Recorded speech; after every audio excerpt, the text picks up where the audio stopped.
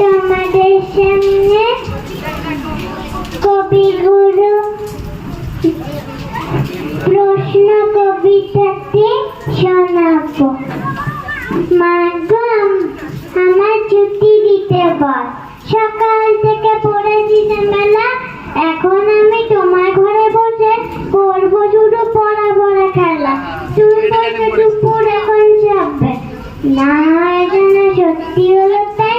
একদিনও কি দুপুর বেলা হলে বিকেল হলে মনে করতে নেই? আমি তো বেশ ভাবতে পারি মনে, সূর্যি ডুবে গেছে মাঠের শেষে, বাগদি বুড়ি চুপড়ি বলে নিয়ে শাক তুলেছে পুকুর ধারে এসে। আন্ধার হলো মাথার গাছের তলা, কালি হয়ে এলো দিঘির জল।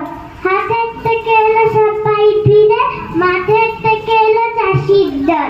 মনে কর না উঠলো সাজের তারা, মনে কর না সন্ধে হলো যেন।